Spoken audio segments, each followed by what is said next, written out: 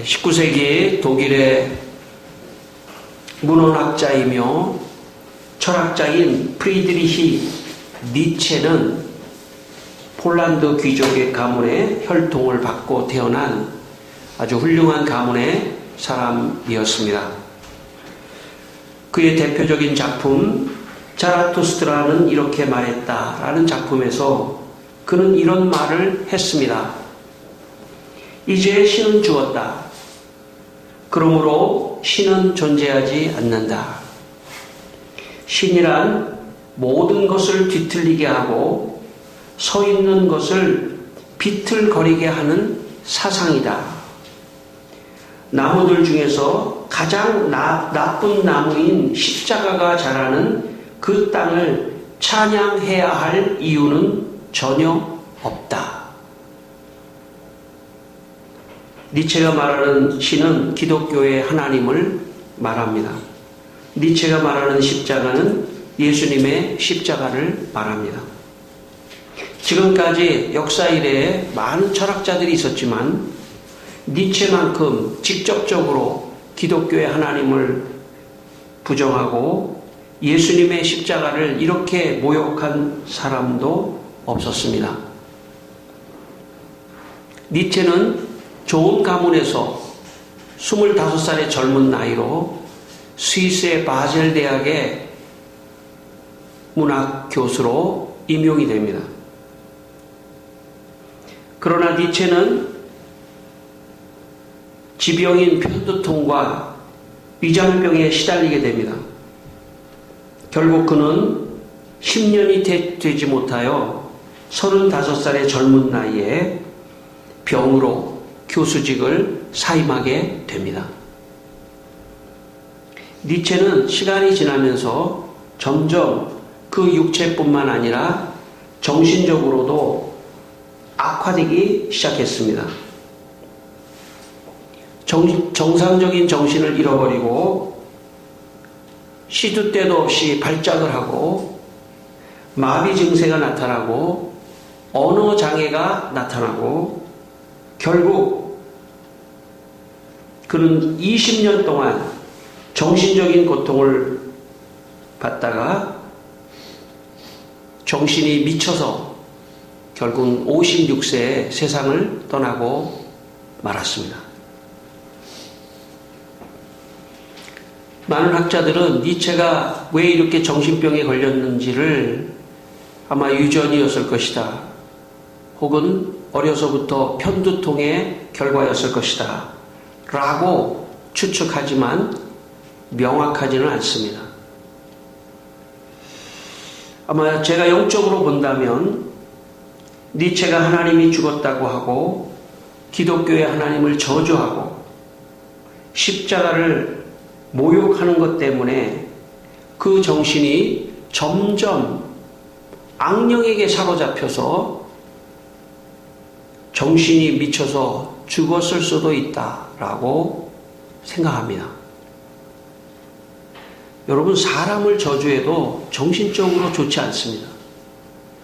사람을 미워하거나 저주해도 그 사람의 정신적으로 충격이 오는 것입니다.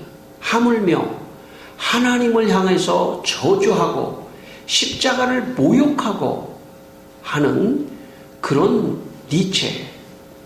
여러분, 요즘에 기독교에 대해서 안티크라이스트, 안티기독교 이런 단어가 있지 않습니까? 그 니체가 책을 또 하나 썼는데 그 책의 제목이 안티크라이스트입니다.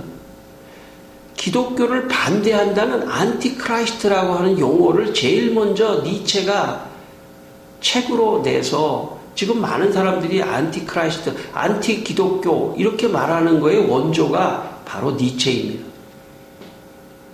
저는 니체가 하나님을 저주하고 예수님의 십자가를 모욕하는 그 충격이 결국은 자기의 정신으로 돌아오게 되고 그리고 그 과정에서 극도의 정신적인 충격 속에서 악령에게 사로잡힐 가능성이 있다고 저는 생각합니다. 여러분, 다른 사람을 미워하거나 저주하지 않게 되기를 바랍니다. 2020년도에는 다른 사람을 미워하지 말고 저주하지 말고 사랑하고 용서하는 그런 마음이 여러분 우리 모두에게 있기를 바랍니다.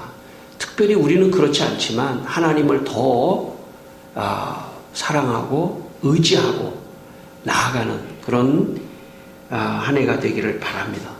사무엘상 16장 15절에 이런 말씀이 있습니다.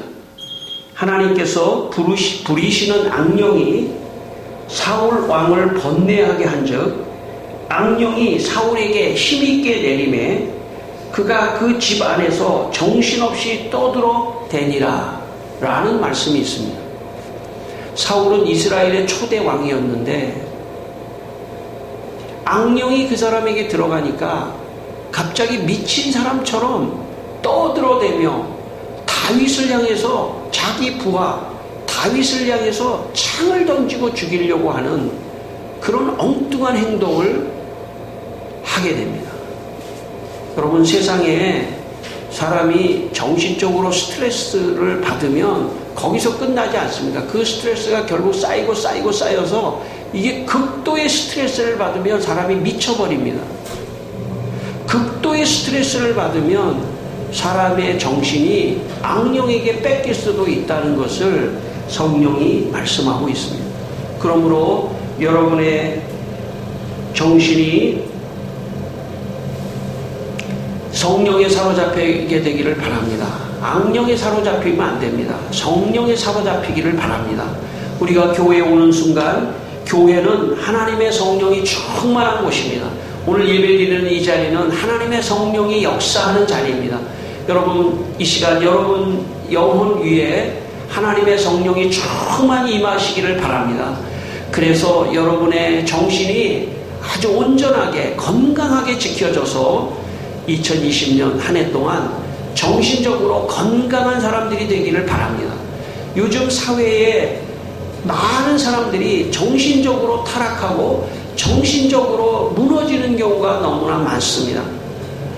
우리 성도들은 성령을 충만히 받아서 바른 정신으로 2020년을 살아가는 은혜가 있기를 바랍니다. 오늘 본문의 말씀 요한 3서의 말씀 1절의 말씀을 보시면 1절로 한번 같이 읽겠습니다. 장로인 나는 사랑하는 가이오 곧 내가 참으로 사랑하는 자에게 편지하노라. 여기에 장로인 나는 여기 요한이라고 하는 장로님이 사랑하는 제자 가이오에게 편지하는 내용입니다. 2절 말씀을 보겠습니다. 2절 말씀 핵심적인 말씀인데요. 같이 한번 읽겠습니다. 사랑하는 자여 내 영혼이 잘된 같이 내가 범사에 잘되고 강건하기를 내가 간구하노라. 여기에 요한 장로님이 자신의 제자 가이오에게 세 가지를 축복하는데 첫 번째는 내 영혼이 잘되기를 원한다. 여기 영혼이 잘 된다는 것은 영적으로 잘 되기를 바란다는 뜻입니다. 두 번째, 범사에 잘 되기를 바라는 것은 범사라고 하는 건 모든 일입니다. 내가 살아가는 일상의 모든 일입니다. 모든 일이 잘 풀리고 형통하고 잘 되기를 축복해 주었습니다. 세 번째, 강건하기를 기도해 주었습니다. 여기 강건이라는 건 육체적으로 강건하고 건강한다는 그런 뜻입니다. 오늘 요한 장로님이 가이오에게 한 것처럼 오늘 하나님께서 여러분에게 2020년에 영적으로 잘 되기를 축원합니다. 하나님께서 범사에 여러분이 잘 되고 또 육체적으로 강건하는 그런 축복이 있기를 하나님께서 여러분에게 축복하신다고 믿으시기를 바랍니다. 그래서 이 세 가지가 다 잘 되는 그런 2020년이 되기를 바랍니다. 제가 몇 년 전에 지금으로부터 약 80년 전에 전라남도 화순에 살았던 한 신앙인을 찾아서 제가 연구하기 위해 찾아간 적이 있습니다. 제 아내와 함께. 80년 전에 전라남도 화순이라고 하는 곳에 이세종이라고 하는 성도가 살았는데 아주 부자였습니다. 그런데 예수 믿고 자기의 재산을 다 이웃에게 나눠주는 아주 훌륭한 사람이다 보니까 많은 사람들이 그를 존경했습니다. 이분은 학교 공부는 한 번도 해본 적이 없는 그런 사람입니다. 그런데 어느 날 사람들이 성경을 읽으면 좋다 이렇게 얘기했습니다. 그런데 이 글을 모르기 때문에 성경을 읽을 수가 없어서 한글을 깨치고 성경을 읽기 위해서 한글을 배워서 성경을 읽었습니다. 성경을 읽고 나서 이 사람이 결혼도 했는데 어떻게 보면 집을 떠나가지고 부인을 두고 저 산속에다가 움막을 짓고 거기 들어가서 성경을 읽고 기도를 하고 밥도 잘 안 먹고 산에 들어가서 쑥 같은 거 그런 것만 이렇게 해가지고 먹고 이렇게 살았습니다. 그러니까 다른 사람이 볼 때는 아주 훌륭해 보이죠. 근데 제가 갔을 땐 물론 그분은 1940년대에 돌아가셨기 때문에 그분의 제자들이 몇 분이 계셨습니다. 한 70대의 목사님이 은퇴하시고 계시고 한 80대의 장로님 2분이 그 기도처, 그 움막을 지키고 있었습니다. 저와 제 아내가 오전에 도착을 했습니다. 서울에서 아주 일찍 출발해가지고 오전에 도착을 했습니다. 한참 이야기를 했습니다. 제 생각에 오늘 아침은 제가 먹었지만은 점심때가 됐는데도 점심을 먹자는 얘기를 안 하시더라고요. 얘기를 또 계속 했습니다. 점심때가 지났습니다. 1시도 지나고 2시도 지나고 3시. 이 마을은 점심이 좀 늦나 보다 생각을 하고 계속 기다려도 3시가 되고 4시가 되고 5시가 돼도 밥 먹자는 소리를 안 하는 거예요. 저녁 때가 돼도 밥 먹자는 소리를 안 하는 거예요. 그래서 제가 아무래도 무슨 인터뷰하고 면담을 하는 것도 이것도 먹고 해야지 생각해가지고 거기서 도저히 못 먹을 것 같아요. 그래서 끝내기로 제가 마음을 먹고 여기까지 하겠습니다. 하고 제가 나왔습니다. 나중에 알고 보니까 그 이세종이라는 분이 하루에 한 끼만 먹는 사람이에요. 그래서 이 제자들도 아마 아침 한 끼 먹고 안 먹었는지. 그래서 손님이 갔으면 그래도 좀 줘야 될 텐데.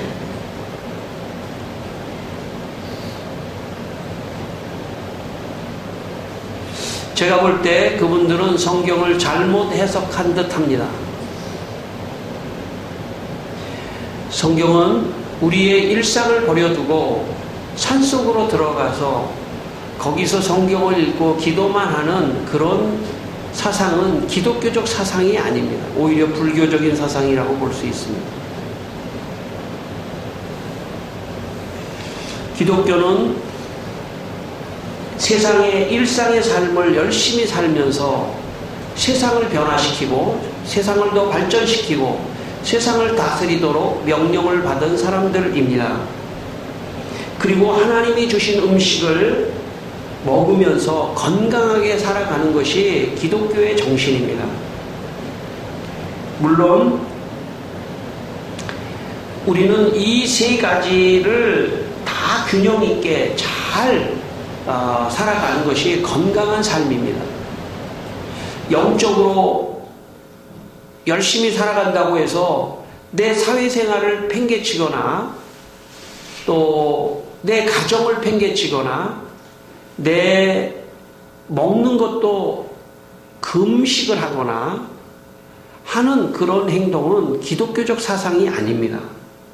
기독교는 바로 영적으로 일상의 범사와 또 건강을 위해서 살아가는 그런 종교입니다. 오늘 이 요한 3서에 신학적 배경이 있습니다. 조금 어렵지만 그 당시에 이단이 있었는데 영지주의라는 이단이 있었습니다. 그 사람들은 뭐냐면 영적인 것만 가장 중요하다 이런 생각을 했던 사람들입니다. 그렇기 때문에 영적인 것만 중요하지 않다라고 요한 장로님이 자기 제자에게 말하고 있는 것입니다. 영혼이 잘 된 같이 범사도 중요하다. 오히려 이 본문에서는 영혼이 중요하다는 거에 방점이 찍혔다기보다는 범사가 중요하다는 거에 방점이 찍힌 것입니다. 또 이 당시에는 헬라 철학 중에 에피크로사파라고 하는 철학자들의 무리가 있었습니다. 그 사람들은 건강이 최고다 하는 사상을 가지고 있는 사람들입니다. 건강이 최고다, 행복이 최고다, 건강한 최고다.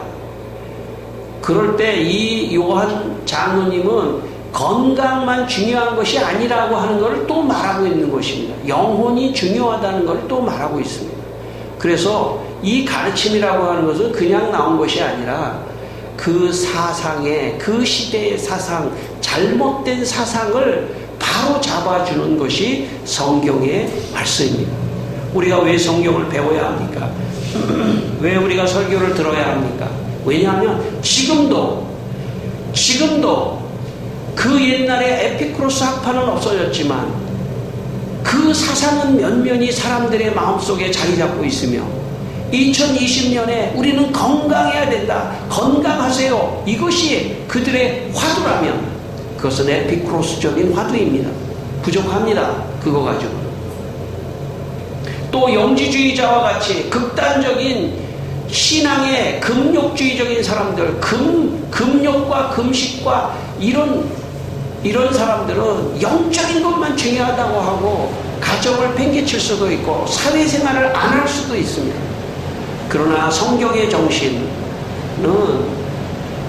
교회생활도 열심히 하지만 사회에 나가서 사회생활도 열심히 하고 가정생활도 열심히 하고 내 건강을 위해서도 열심히 살아가는 것입니다. 여러분 2020년에 지나치게 많이 드시지도 말기를 바랍니다. 폭식을 하면 건강에 안 좋습니다. 제가 병원에 가면은 의사 선생님이 저한테 절대 폭식을 하지 마십시오.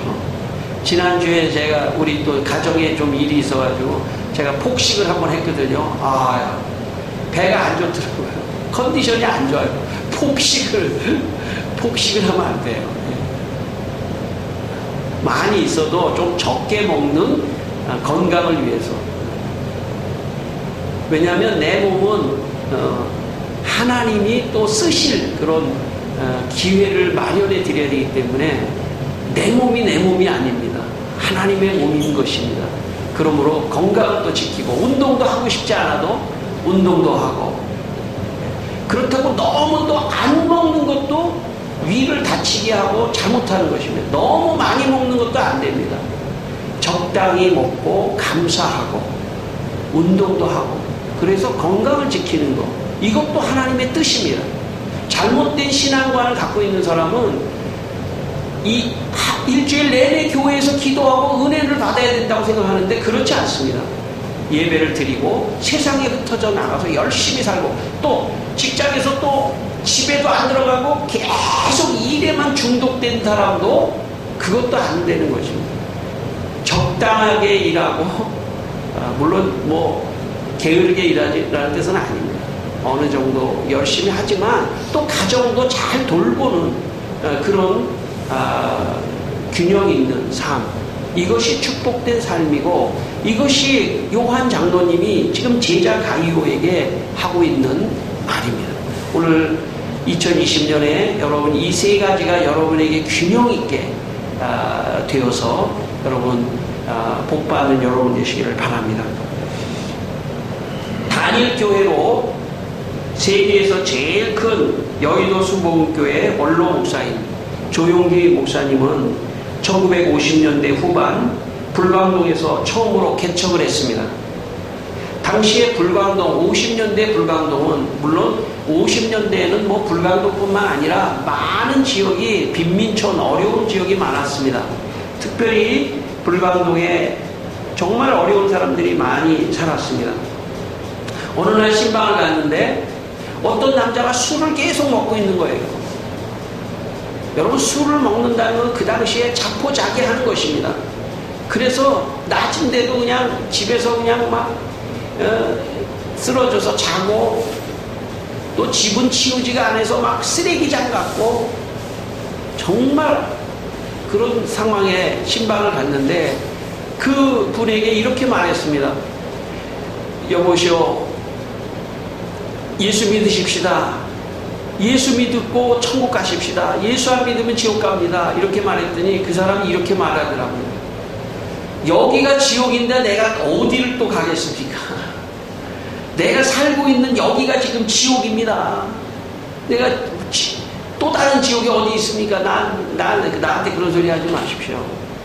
그래도 이 조영기 목사님이 계속 가서 전도했답니다. 그랬더니 이 사람이 아유 지겹습니다. 알았습니다. 교회 한번 갑시다. 그리고 이제 조영기 목사님을 따라 나섰는데 한참 가다 보니까 조영기 목사님한테 물어보더래요. 교회가 어디 있어요? 교회가 어디 있어요? 아, 조금만 더 가면 됩니다. 한참 산속으로 들어가는데 밭 있잖아요. 밭 위에다가 군용 텐트를 하나 딱 쳐놓고 저게 교회예요. 그랬더니 이 사람이 깔깔깔 웃으면서 아이고 당신이나 나나 뭐 처지가 비슷한데 무슨 교회 나가면 천국이라고 하고. 그러더니 텐트 문을 쓱 열어보더래요. 그러더니 아유 나 여기 못 들어갑니다. 그러면서 교회가 이게 진짜 우리 집하고 똑같지 않습니까? 가버리더래요. 얼마 후에 예배를 드리고 있는데 그 사람이 술을 먹고 저 뒤에 문을 빼끔히 열고 구경을 하더랍니다. 그리고 다시 텐트 천막문을 닫고 가더래요. 또 한참 후에 보니까 그 사람이 또 왔는데 이번에는 싹 들어오더랍니다. 술을 안 먹고 싹 들어와서 예배를 드리더래요. 그러기를 몇 번 하더니 이 사람이 조금씩 은혜를 받기 시작하더라 합니다.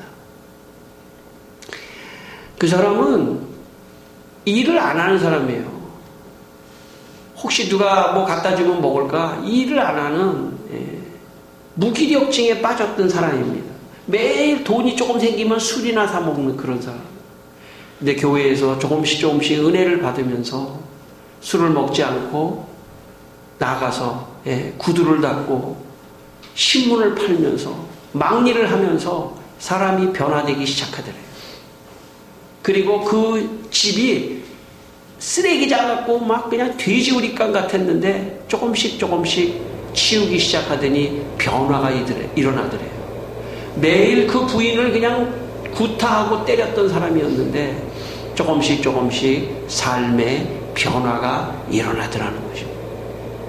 여러분, 사실 이 세 가지가 다 중요하지만 영적인 원리가 있다면 영혼이 잘된 가치가 기준을 삼고 있습니다.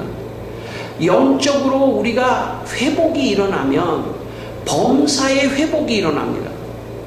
그리고 육체적인 것도 자기를 조절할 수 있는 능력이 생깁니다. 사람이 정신적으로 무너지고 영적으로 무너지면 사회생활을 할 수가 없습니다. 세상의 사람들은 그냥 먹고 살기 위해서 사회생활을 하지만 그러나 정신이 무너지면 무너질수록 사람이 무기력증에 빠지고 아무것도 하고 싶지 않은 그런 사람이 되어버립니다. 그래서 사회생활을 기피하게 되고 여러분 사회생활이라는 것은 모두가 다 생존 경쟁이기 때문에 힘들지 않은 사람은 아무도 없습니다. 다 열심히 막 거기서 같이 부딪히면서 사는 그런 것이 하지 못해요. 왜? 정신적인 힘이 약하면, 거기에 영적인 힘까지 너무 약하면 그런 행동을 하지 못하고 그냥 사회적인 낙오자가 돼버립니다. 여기 가락시장이 앞에 있기 때문에 요즘엔 조금 덜합니다. 가락시장이 앞에 있기 때문에 노숙자들이 많아요. 노숙자들. 그 노숙자들은 그냥 얻어먹고 사는 게 그냥 차라리 낫다라고 생각하는 것입니다. 정신적인 것이 무너졌기 때문이에요. 그러므로 여러분, 범사가 잘되고 강건하기 위해서는 영혼이 먼저 잘돼야 되는 것입니다. 저는 이 시간 여러분의 영혼이 잘되기를 축원합니다. 여러분의 영혼이 잘 되면 범사가 잘 될 줄 믿습니다. 그리고 강건하게 될 줄 믿습니다. 여러분, 우리가 왜 드립니까? 여러분 예배를 1시간 드린다는 것은 뭐 별거 아닌 것 같지만 그렇지가 않습니다. 예배를 드리기 위해서는 일주일의 삶을 조정해야 됩니다. 일주일의 삶이 예배의 1시간에 한마디로 말하면 걸려 있습니다. 예배를 드리기 위해서 일주일의 삶을 절제하며 살 수가 있는 것입니다. 그렇기 때문에 1시간 예배를 드리는 것이 아닙니다. 이 예배를 드리기 위해서 일주일 동안 내 생활이 무너져서는 예배를 드리러 올 수가 없습니다. 그렇기 때문에 예배를 드리면 생활이 회복된다는 것입니다. 반대로 말하면 생활이 무너지면 예배를 드릴 수 없습니다. 그러나 힘들어도 예배를 드리면 생활이 회복됩니다. 집에서도요, 저가 대표적인 사람입니다. 집에서 내가 화를 딱 내려고 그러면, 예배 드리러 가야지. 나는 그냥 예배만 드리는 사람이 아니에요. 설교하는 사람이에요. 그러니까 무지무지하게 많이 참게 되고, 생각하게 되고, 절제하게 되고, 그렇게 됩니다. 여러분, 예배를 드리는 성도는 일주일 동안 생활의 리듬을 갖게 돼 있어요. 생활이 엉망인 사람은 아침에 못 일어납니다. 주일 아침에 일어날 수가 없어요. 생활이 엉망인 사람은. 생활이 일정한 사람만이 올 수 있는 자리입니다. 그렇기 때문에 여기에 오신 분은 생활이 건실한 사람들이 올 수 있어요. 그러나 처음부터 건실할 수는 없습니다. 아까 그 사람같이 술을 먹고 생활이 난잡한 사람이라도 한 번 교회 오고 2번 교회 오고 3번 교회 오는 순간에 자기의 생활과 범사가 회복되는 것입니다. 이것이 영적인 원리입니다. 저는 2020년에 여러분이 예배에 힘쓰시게 되기를 바랍니다. 예배에 생명을 걸고 기준을 놓고 사시기를 바랍니다. 그러면 저는 여러분의 범사가 축복받는 역사가 있을 겁니다. 육체적인 건강도 하나님께서 회복해 주실 거라고 저는 믿습니다. 여기 2절에 마지막 2절의 마지막에 내가 간구하노라 라는 말씀이 있습니다. 내가 간구하노라. 내가 간구하노라. 아마 이 말씀은 저에게 주시는 말씀이라고 생각합니다. 여기 간구한다라고 하는 동사는 하나님께 간절히 기도를 반복적으로 드린다는 뜻입니다. 그러니까 여기 요한 장로님이 제자인 가이로에게 내가 너를 위하여 간절히 반복해서 기도할 텐데 내가 영혼이 잘 되고 범사가 잘 되고 강건하기를 내가 반복적으로 기도해 주겠다 이렇게 말하는 것입니다. 오늘 이 말씀은 특별히 저에게 주시는 말씀으로 제가 받았습니다. 여러분 한 해 동안 제가 여러분의 이름을 매일매일 부르며 영혼이 잘 되고 범사가 잘 되고 강건하기를 위해서 기도해 드릴 것입니다. 오늘 예배를 마치고 제가 여러분에게 안수할 겁니다. 시범으로 영혼이 잘 되고 범사가 잘 되고 강건하기를 위해서 제가 새해 첫 예배에 기도해 드리겠습니다. 안수합니다. 뿐만 아니라 한 번으로 끝나는 것이 아니라 올 한 해 동안 제가 여러분을 위하여 영혼이 잘 되고 범사가 잘 되고 강건하기 위해서 간절히 반복해서 기도하겠습니다. 여러분도 여러분 자신을 위해서도 기도하기를 바라고 이 세 가지의 균형이 있어야 된다는 것을 꼭 생각하시면서 여러분 이 세 가지의 축복이 여러분에게 있기를 바랍니다. 마지막 4절 말씀을 우리 한번 같이 읽겠습니다. 같이 읽겠습니다. 내가 내 자녀들이 진리 안에서 행한다함을 듣는 것보다 더 기쁜 일이 없도다. 예. 여러분 왜 영혼이 잘 되고 범사가 잘 되고 강건해야 합니까? 성경 말씀은 진리 안에서 행하게 하기 위해서입니다. 그 목적입니다. 내가 왜 축복을 받아야 됩니까? 내가 왜 범사에 잘 돼야 됩니까? 왜 성공해야 됩니까? 왜 건강해야 됩니까? 왜 영혼이 잘 돼야 됩니까? 진리 안에서 행하게 하기 위해서입니다. 하나님의 뜻은 진리는 누구이십니까? 예수님이 내가 곧 진리요 생명이라고 말씀했습니다. 진리이신 예수님을 위해서 행하는 것입니다. 예수님의 복음을 전하는 것, 예수님을 위해서 선을 베푸는 것, 예수님을 위하여 살아가는 것, 예수님을 위하여 신앙생활하는 것, 이 모든 것이 바로 진리 안에서 행하는 것입니다. 어떤 사람은 이렇게 질문할 수 있습니다. 내 영혼이 잘 되고 범사가 잘 되고 강건한 것은 내 개인적인 겁니다. 개인적인 축복입니다. 그 개인적인 축복을 흘려줘야 합니다. 예수 그리스도의 진리를 위해서 내 축복을 그렇게 사용해야 하는 것입니다. 여러분, 만약에 어떤 가정에서 남편이든 부인이든 돈을 벌었으면 그걸 가지고 뭐합니까? 자기가 혼자 가지고 있는 것이 아닙니다. 집안의 사람들에게 먹을 것을 공급해주고 나눠주는 것 아닙니까? 우리가 축복을 받은 목적은 뭐냐면 예수 그리스도의 복음을 전하기 위해서, 예수 그리스도를 증거하고 선을 행하기 위해서 그렇게 한다는 것을 기억하시길 바랍니다. 그래서 꿈을 크게 가지십시오. 영혼이 잘되게 해주십시오. 범사가 잘되게 해주십시오. 강건하게 해주십시오. 왜? 하나님이 질문할 것입니다. 왜? 너 왜? 왜? 왜냐하면 예수 그리스도를 증거하려고 합니다. 예수 그리스도를 위하여 살아가려고 합니다. 예수 그리스도의 선을 베풀려고 합니다. 그렇게 여러분 대답하시기를 바랍니다. 이것이 인생의 목적입니다. 내가 사는 목적입니다. 축복받는 목적입니다. 여러분 잘 아시는 대로 러시아에 보는 톨스토이는 작가로서 명성을 얻었습니다. 돈도 많이 벌었습니다. 그런데 그의 마음속에 자꾸 자살하려고 하는 충동이 일어나기 시작했습니다. 왜? 허무해지는 것입니다. 명성, 이름도 얻고 돈도 얻었지만 자꾸 인생의 목적이 무엇인가? 아, 내가 이것을 하려고 이게 인생의 끝인가? 그런 자꾸 자살의 충동을 느꼈습니다. 그의 참회록에 보면 유명한 고백을 합니다. 자살에 대한 생각이 너무나 강하게 유혹했다.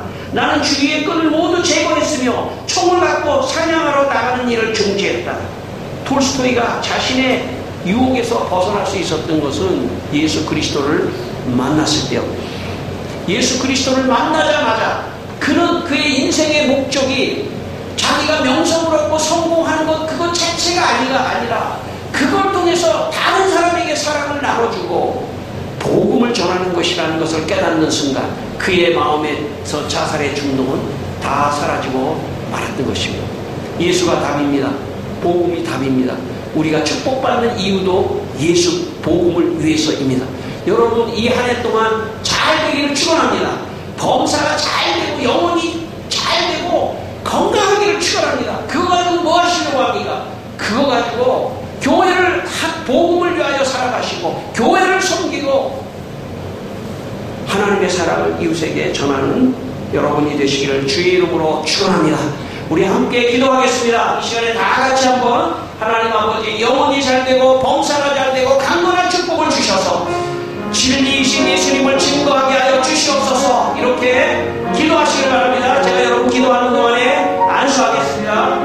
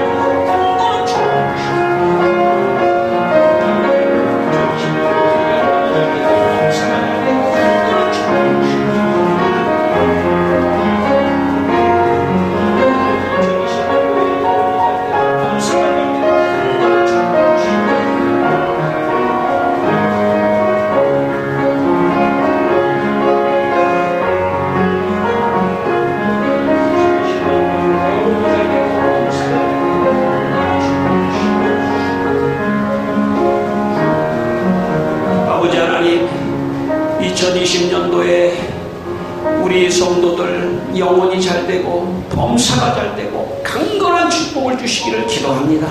그래서 아버지 하나님, 그 모든 축복을 담아서 진리이신 예수님을 위하여 행하는 성도들이 다 되게 해주시옵소서. 오늘 참여하지 못한 우리 성도들에게도 동일한 은혜를 베풀어 주시옵소서. 예수님 이름으로 기도했습니다. 아멘.